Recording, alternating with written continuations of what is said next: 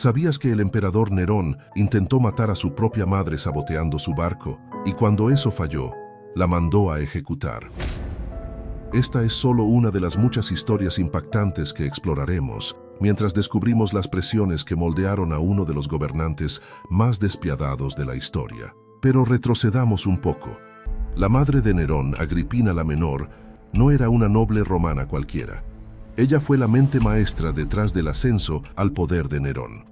El padre biológico de Nerón fue Gneo Domicio Aenobarbo. Pertenecía a una antigua y noble familia romana y fue el primer esposo de Agripina. Sin embargo, Aenobarbo murió por causas naturales cuando Nerón era aún muy joven y más tarde Agripina se casó con el emperador Claudio. Ella convenció a Claudio de adoptar a Nerón, garantizando así su lugar en la línea de sucesión. Ahora, aquí es donde las cosas se ponen sospechosas. Cuando Claudio murió repentinamente, muchos señalaron a Agripina como responsable. Algunas fuentes antiguas incluso sugieren que lo envenenó para abrirle el camino a Nerón. Sea cierto o no, esto preparó el terreno para un reinado que comenzó con promesas, pero se tornó oscuro rápidamente. Con solo 16 años, Nerón se convirtió en el gobernante del Imperio Romano en el año 54 después de Cristo. Al principio, todo parecía prometedor. Nerón era popular, implementando reformas que beneficiaban al pueblo romano. Dio más poder al Senado y organizó espectáculos públicos. Pero el poder puede cambiar a las personas, especialmente cuando están rodeadas de manipuladores. Y hablando de manipuladores, la relación de Nerón con su madre estaba a punto de volverse sombría. Se estaba gestando una lucha de poder que no terminaría bien para ninguno.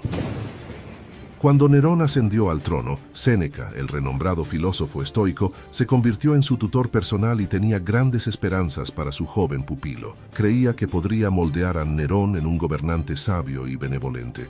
Los primeros años del reinado de Nerón fueron prometedores. Séneca redactó cuidadosamente el primer discurso de Nerón ante el Senado, que tocó las teclas correctas. El joven emperador prometió eliminar la corrupción de los regímenes anteriores y respetar la autoridad del Senado. Nerón implementó varias reformas positivas. Mejoró el control sobre los recaudadores de impuestos, frenando su codicia notoria. Incluso permitió que los esclavos presentaran quejas sobre el maltrato de sus amos, un concepto revolucionario para la época. El pueblo romano estaba satisfecho. Nerón tenía un hermano menor llamado Britannicus. La madre de Britannicus era Valeria Mesalina, la tercera esposa del emperador Claudio, antes de casarse con Agripina. Algunas personas en Roma lo veían como el heredero legítimo de Claudio. En algún momento, Agripina comenzó a acercarse a él y Nerón decidió eliminarlo. Murió solo un año después del ascenso de Nerón al poder. Nerón lo envenenó durante una cena pública. El descenso de Nerón hacia la tiranía fue gradual pero inconfundible. Se volvió cada vez más paranoico, viendo amenazas a su poder en todas partes. Su gasto en entretenimiento lujoso y proyectos personales se descontroló, poniendo a prueba las finanzas del imperio.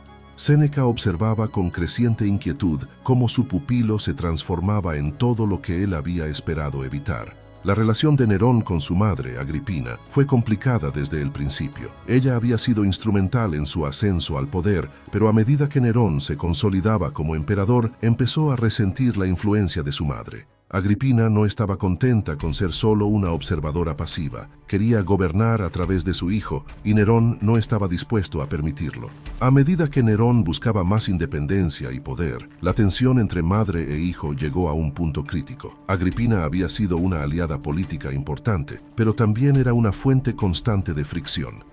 Intentó controlar las acciones de Nerón, llegando incluso a amenazar su gobierno. Agripina ya había demostrado que no tenía miedo de eliminar a rivales. Había eliminado a su tía y a otros cercanos a Claudio. Ahora intentaba gobernar a través de su hijo, y Nerón se estaba hartando. Esta lucha de poder preparó el escenario para uno de los actos más infames de la historia romana. En el año 59, Nerón tomó una decisión que cambiaría para siempre el curso de su reinado. Decidió que su madre debía desaparecer. Pero, ¿cómo se elimina a una de las mujeres más poderosas de Roma? Los primeros intentos de Nerón fueron a través del envenenamiento, pero Agripina los esquivó todos. Luego, organizó que Agripina abordara un barco diseñado para hundirse. El plan era que ella se ahogara accidentalmente en el mar, liberando a Nerón de sospechas. Pero Agripina era más dura de lo que pensaba. Cuando el barco se hundió, logró nadar hasta la orilla. Al darse cuenta de que su madre estaba viva y probablemente muy enojada con él, Nerón supo que tenía que actuar rápido. Nerón envió a Aniceto, su fiel secuaz, y a un grupo de hombres para terminar el trabajo. Encontraron a Agripina en su villa. Según el historiador Tácito, los últimos momentos de Agripina fueron tan dramáticos como su vida. Cuando se enfrentó a sus verdugos, aparentemente mostró su vientre y les dijo que golpearan el útero que había dado a luz a Nerón. El asesinato de Agripina marcó un punto de inflexión significativo en la decadencia moral de Nerón. Había cruzado una línea que incluso los romanos, que no eran ajenos a la violencia política, encontraron impactante. El matricidio era un tabú grave, y las acciones de Nerón enviaron ondas de choque a través de la sociedad romana. Después de la muerte de Agripina, la imagen pública de Nerón se desplomó. Había sido celebrado por su gobierno temprano, pero este acto de violencia contra su madre dañó su reputación de una manera que sería difícil de recuperar. El pueblo romano, que una vez lo había visto como un joven gobernante prometedor, ahora comenzó a verlo con sospecha y miedo. Nerón, por su parte, intentó justificar sus acciones. Afirmó que Agripina había estado conspirando contra él, que era una amenaza para su gobierno y que tenía que ser eliminada. Pero estas justificaciones sonaron huecas para muchos romanos.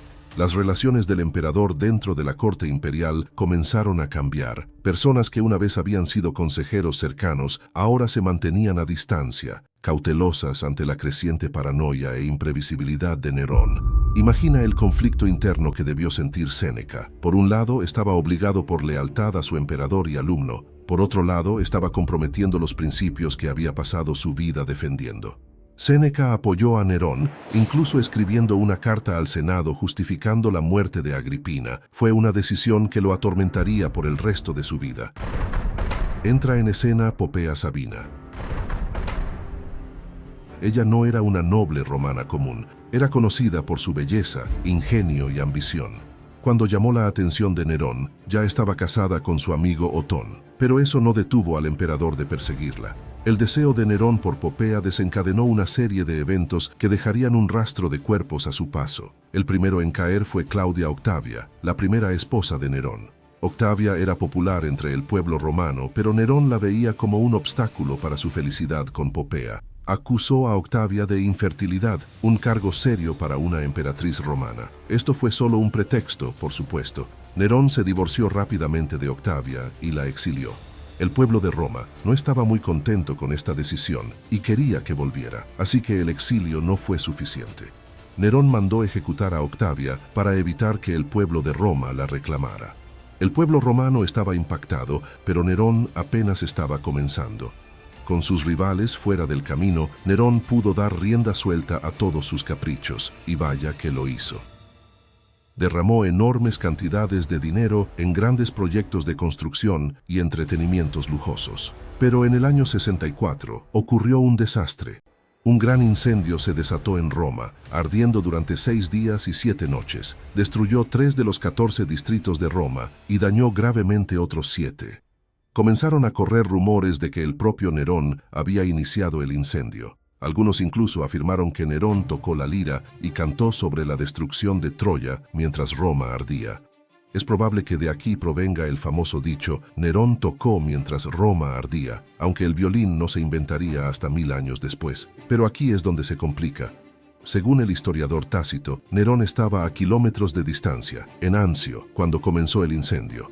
Nerón regresó apresuradamente a Roma para organizar los esfuerzos de socorro, abrió sus palacios para albergar a los desamparados y organizó suministros de alimentos. No exactamente las acciones de un villano, ¿verdad? Entonces, ¿por qué Nerón tiene tan mala reputación? Bueno, su respuesta al incendio tomó un giro oscuro. Ante las crecientes sospechas, Nerón decidió echarle la culpa a alguien más. ¿Y quién mejor para culpar que un nuevo grupo religioso que estaba causando revuelo en Roma? Culpó a los cristianos, un grupo religioso relativamente nuevo en Roma, de haber iniciado el incendio. Esto llevó a una brutal persecución. Los cristianos fueron arrestados, torturados y ejecutados de maneras horribles. Algunos fueron quemados vivos como antorchas humanas para iluminar los jardines de Nerón por la noche. Otros fueron arrojados a las bestias salvajes en la arena. Mientras Roma aún se recuperaba del incendio y de la persecución de los cristianos, una tragedia golpeó la vida personal de Nerón. Popea, la mujer por la que tanto había luchado, murió en circunstancias misteriosas. Según el historiador Suetonio, Nerón pateó a Popea hasta la muerte durante una discusión mientras ella estaba embarazada de su segundo hijo. Suetonio escribió: la mató de una patada cuando ella se quejó demasiado porque llegó tarde de las carreras. Se dice que Nerón quedó abrumado por la tristeza tras la muerte de Popea. Hizo embalsamar su cuerpo en lugar de cremarlo, lo cual era inusual para los romanos de la época. Incluso le dio honores divinos, convirtiéndola en una diosa. Pero estas acciones no podían borrar la brutal realidad de su muerte a manos de su propio esposo.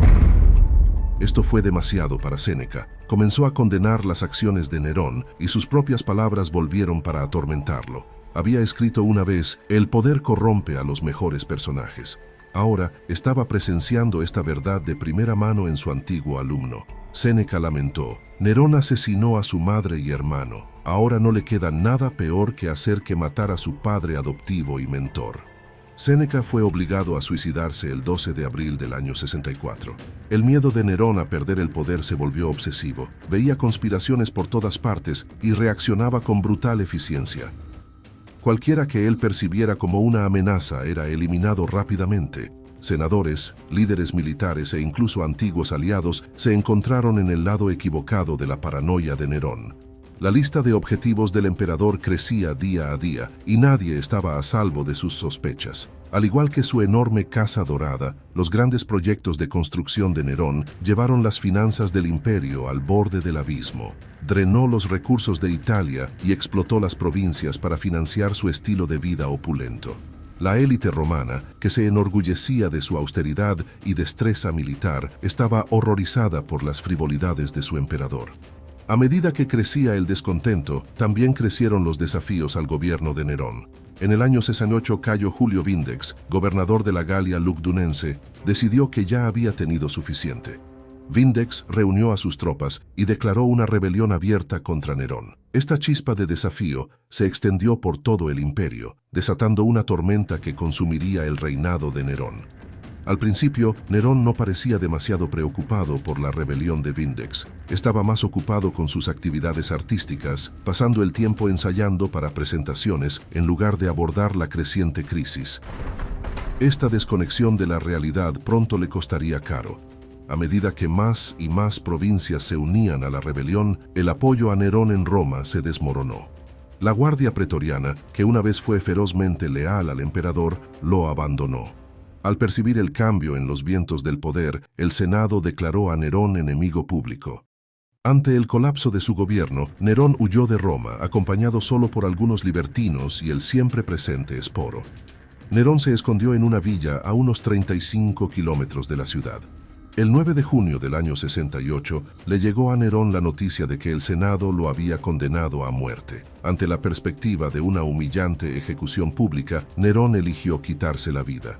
En sus últimos momentos, los pensamientos de Nerón no se dirigieron a sus fracasos como gobernante o a las personas que había agraviado, sino a sus supuestos talentos artísticos. Mientras se preparaba para quitarse la vida, supuestamente pronunció las famosas últimas palabras: «¿Qué artista muere en mí?».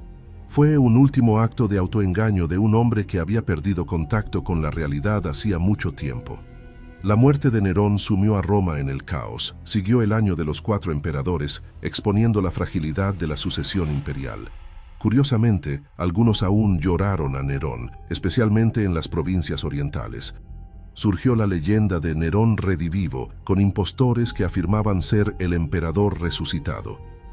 La historia de Nerón nos recuerda cómo el poder sin control puede llevar al desastre. Es una lección tan relevante hoy como lo fue hace 2000 años.